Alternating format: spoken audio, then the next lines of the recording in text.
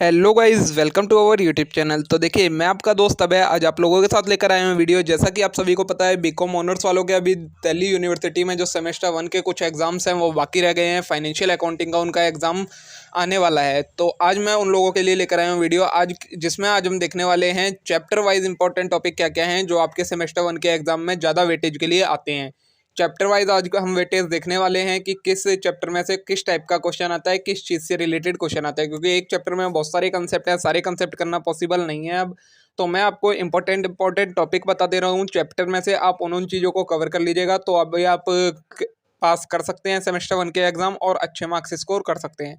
तो बिना देर के शुरू करते हैं हम अपनी आज की वीडियो। उससे पहले अगर आपने अभी तक चैनल को सब्सक्राइब ना करा हो तो चैनल को जरूर सब्सक्राइब कर लें, वीडियो को लाइक करना ना भूलें और वीडियो को ज़्यादा से ज़्यादा शेयर करें।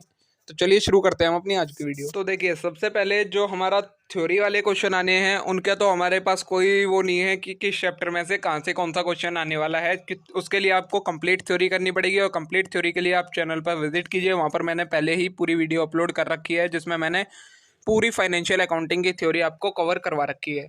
अब बात करते हैं टॉपिक चैप्टर वाइज हमारे कौन कौन से टॉपिक इंपॉर्टेंट है, जिन जिन पे क्वेश्चन आ सकते हैं, तो वही टॉपिक हम एग्जाम में कवर कर सकते हैं। तो सबसे पहले जो आपका क्वेश्चन नंबर 2 आता है, उसमें एक क्वेश्चन कंपलसरी आपका बी पार्ट, जो सेकंड का बी पार्ट आता है वो डेप्रीशिएशन का आता है।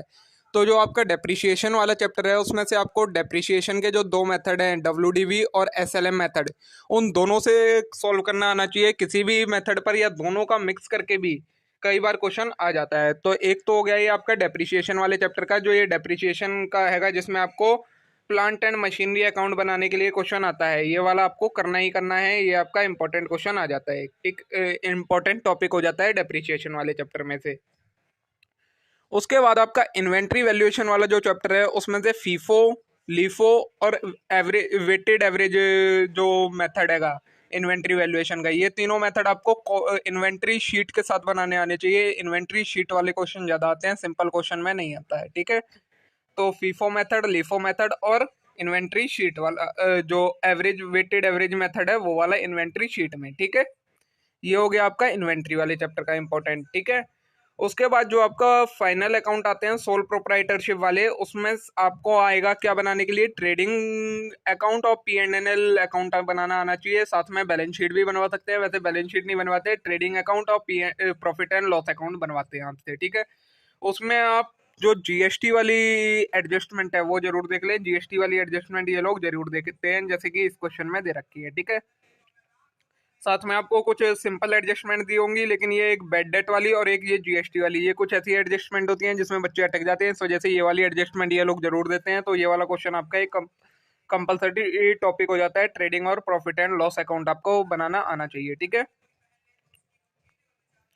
उसके अलावा अगर आप इसकी इसमें ही क्वेश्चन आता है एनपीओ में से, अगर आपको वो ये वाला चैप्टर नहीं आता trading and profit and loss account, तो आप एनपीओ का कर सकते हैं। एनपीओ में आपको income and expenditure, balance sheet और रिसीट एंड पेमेंट अकाउंट, इन तीनों में से कोई भी चीज़ बनाने के लिए पूछ सकते हैं। तो ये तीनों चीज़ें आपको बनानी आनी चाहिए, और ये तीनों के अलावा और कुछ चैप्टर में रह नहीं जाता। तो एनपीओ वाला आपका कंप्लीट चैप्टर ही इंपॉर्टेंट चैप्टर की कैटेगरी में आ जाता है, ठीक है।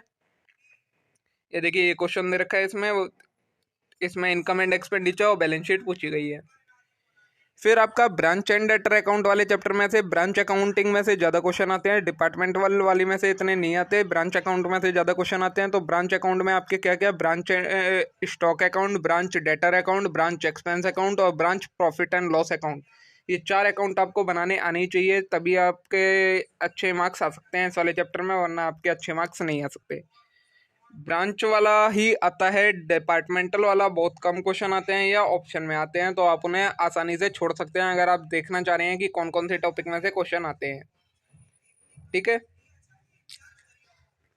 इसके अलावा आपका एक क्वेश्चन आता है, वो आएगा आपका लीज वाले में से। लीज वाला आपका टॉपिक जरूर आना चाहिए, लीज अकाउंट बनाने के लिए आ सकता है, जिसमें आपको लीज से इनकम है, प्रॉफिट है, लॉस है, ये सारी चीज़ें फाइंड करने के लिए आएंगी। तो ये भी आपका ऑप्शन में आता है डिपार्टमेंट वाले के, अगर आप करना चाहें तो लीज वाला कर सकते हैं, वरना आप डिपार्टमेंट वाला अगर आपने अच्छा कर रखा है तो फिर आपको लीज वाला करने की जरूरत नहीं है।